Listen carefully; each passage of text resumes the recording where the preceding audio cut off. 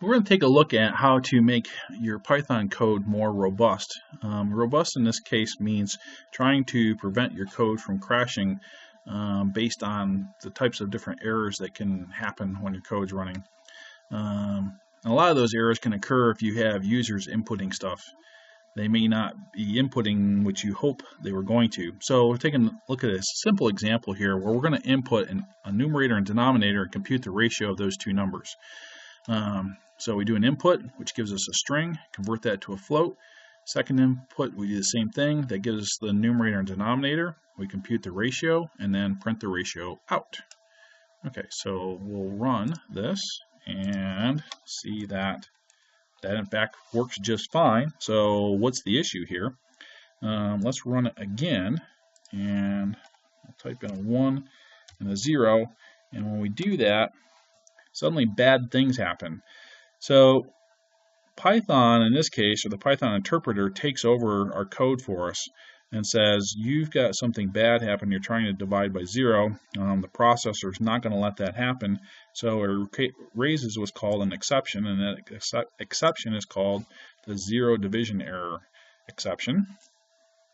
And in this case, your code is halted. You could have any lines of code down here that you wanted after this. It's never going to get there. As soon as that exception is raised and the Python interpreter takes over, then your code is done, which probably is not what you want to have happen, because now you have a user that wants to use your code and they can't. They're not going to be able to interpret what's going on here. This one they might be able to figure out, but in general, these codes are going to be hard to read and they're not going to have any idea how to handle this. So it's up to us to handle these exceptions if possible. So here is a different version of this code where we do the inputs again, and then we execute what's known as a try except block. And in this case, we're going to try to compute the ratio. And if we're successful at that, we'll print the ratio out.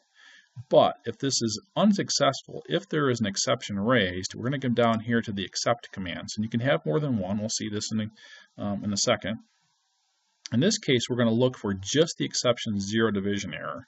And in that case, we're going to print out you cannot divide by 0, and we'll be done. Now, it's important that we have this here. If I take this out, that code is still valid. This is still a valid try except block, but now we're saying no matter what exception occurs, then you're just going to print this message out. And Python's going to consider this handled at this point. So we probably don't want to do that. I mean, there could be all kinds of exceptions. The processor could have fried in the process of computing that ratio. The user could have hit exit. All kinds of things could have happened. So we are going to just handle zero division errors. So when we create these try except blocks, you always want to name the errors that you're handling. So let's try this code now. And first we'll try it with the 1/2. And sure enough, we get an output of 1/2. So we get these two inputs, and we try to compute that ratio. That's successful, so we're able to print that ratio out. And now, if we do 1 divided by 0, instead of Python crashing our code for us, we are still in control, and we print out you cannot divide by 0. And if we had any lines of code down here, we could still execute those. Okay, there's more to try except blocks than just try and accept. And notice that I put these two pieces of code up here. I could have put them in the try except block, but it's more Pythonic, if you will, to only put the code in here that will crash if the exceptions that you're looking at are raised. So these two are not going to cause a zero division error, so we put those outside the try except block. Notice that those pieces of code can cause a problem. So this is the input float command I'm running right now, and if I type in an A instead of a float, another exception is raised, in this case a value error. So let's look at how we handle that. So looking at more options available to try except blocks. You can do a try except. You can have multiple exceptions. In this case, we're looking at zero division errors, or you could have a value error if somebody tries to input something that's not a number. You can do an else clause. The else clause means continue on. If the try was successful, skip over the exceptions, and then continue on doing this stuff. And then the finally command is executed no matter what. And I wrote this code in a way to illustrate that because this is going to return ratio in this exception right here, or return it in the else command. But this finally is going to be executed anyways. So even with these return statements here, this finally is going to be executed. And we'll see this when we run this. So here's what this code does. Down here in the main program, we call print. We're going to print out the ratio is, and we're going to call this function divide. And we call it with 0, which is kind of interesting. So you might wonder why we're calling with that with 0, and I'll explain that right now. As soon as that 0 is passed in here, we increment it by 1. So now count is 1. So this count is going to keep track of how many times we call divide. Okay, so now we do a try here. We try to input a number, we try to input a second number, and then we try to compute the ratio of those two things.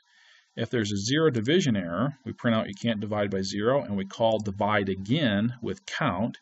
So this is going to, again, this count gets passed up here and gets incremented by 1. So this is going to keep track of how many times we're calling into divide. And then we return a ratio. If there's a value error, so if somebody types in something other than a number, then we're going to say you must input a number. And again, we'll go ahead and call divide and return ratio. So these return commands normally would exit from this function divide, but in any event, even if there's a return command, this finally is going to be executed. Okay, so if this happens successfully, if we input the two numbers and compute the ratio, we'll come down to the else and we'll say there wasn't any exceptions in this case, and we're heading back to the divide that called us. So we could be 3 or 4 steps into this, and this will tell us which one called us. If the count is 1, in that case we were called by the main program. We'll just say we're heading back to the main program. And we'll return ratio. And finally, we're going to say, we're just going to print out a little thing saying this is always executed, and it's going to just print out what count is for us. All right, so let's try running this version. If I can get my cursor, there we go. And see what happens. Run. There we go. So we'll do it the simple way first. We'll just put in a 1 and a 2. And in that case, we came in, we executed these 3 commands. They executed successfully. So we go down to the else. It says this is executed if there are no exceptions, heading back to the main program. So that line is printed out. So we're in the else. We return the ratio back to the main program. But notice that even though, despite the fact that we're doing a return here, this finally block is executed anyways. So it says this is always executed no matter what, even if you've done a return. You might ask, why would you want a finally block? Well, the most common way to use this is if we had opened up a file up here and then some kind of exception was raised, you want to make sure that that file gets closed. So a common way to use this finally block is to close out files that have been opened. But we're just doing this for illustration purposes. All right, so let's run it again. And in this case, we'll type in an A as our numerator. That doesn't work, so it's going to ask us for the numerator again. And then we'll type in a denominator of 2. So this should work just fine. And so we put in now a 1 and a 2. So let's trace through what happened here. So we were asked to put in a numerator up here, and we typed something inappropriate in. So an exception was raised. It was a value error. And it says you must input a number with an extra line. And then it called divide again. So now we're going back. I'm starting this code all over again, except for the count is now 2. We try this again, and in the second iteration, I inputted a 1 and a 2, and that worked just fine. So this is correct. We go down to else, and in this case, count is 2. And it prints out this is executed if there are no exceptions, heading back to the first call from divide. So now we come back and we return the value of 1/2. So we return ratio. We return the value of 1/2 back to ratio. So now we're in the divide command, and that's going to return ratio back, but in both cases, the finally is executed. So I forgot to mention this in the second call to divide. Even though we returned ratio back to the first call to divide, this was executed and it says, hey, you're in the second call to divide. Then you return back here into the exception. It returns the ratio, but it still is going to print out this finally command. And then we're in the first call to divide, and that goes back to the main program. I don't think I explained that well, so we're going to do this again. Okay, we're going to input a numerator. A, no good. All right, we'll input a 1, that's fine. We'll input an A here. I really want to do some algebra here, but it's not letting me do anything with letters, so I'm going to input some numbers. So maybe I'll put in a 0. Nope, can't divide by 0. So I'm going to try my 1/2 again. Now, at this point, we are 4 calls to divide in. The first call to divide was here where we inputted an A. That caused a value error, which caused us to call divide again. And in that version of divide, we got the numerator, but we didn't get a denominator, so we are in a value error again. We call divide for a third time. In that version, we got a 0 division error called divide. And in the fourth time, we're going to get 2 proper values. So we're now in the fourth call to divide. This try is going to be executed just fine. We're going to go into the else. Count is going to be 4, so it'll be greater than 1. And we're going to print out no exceptions occurred, and heading back to, so this is the fourth iteration. We're being called from the third iteration of divide. So we're going to go back to divide number 3. And then we're going to return that ratio back to divide number 3. This finally will be executed, even though we're doing the return. And then we're going to go back to the third call of divide. Let's see, now the third call for divide was the one where we had a 0 division error. And now ratio is still going to be equal to 1/2. We're going to return that, but even though we do this return, in the third call to divide, the finally is going to be executed anyways. So it's going to print out we're in the third call. Then that's going to return back to the second call, which is where we had a value error. So that's going to come back in here. Ratio will be 1/2. We're going to return 1/2 back. But again, finally will be executed. Now we're going to go back to the first call to divide. And the first call to divide is where we had another value error. Ratio will be set equal to 1/2. We're going to return that. Finally, we will be called anyways.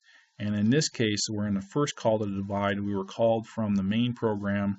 Ratio is 1/2. So the value for divide here, this return will be 1/2, and we'll print that out. Okay, so let's see what that looks like. I'm going to go ahead and hit enter on this one. And here it is. So this was in the fourth call to divide. We didn't get any exceptions this time, so we headed back to the third call to divide. But before we headed back, we executed the finally clause in the fourth call. Then we head back to the third call. It does a return, but before we execute that return, we do the finally clause. Then we head back to the second call, execute the finally clause, back to the first call, execute the finally clause. These are all doing returns, and finally we return back to the main program, which prints out the ratio is. So this is how try, excepts, multiple exceptions are possible, else clauses, and finallys work. And if you want to see more use of the finally command in a try except block, go ahead and watch the video on file handling.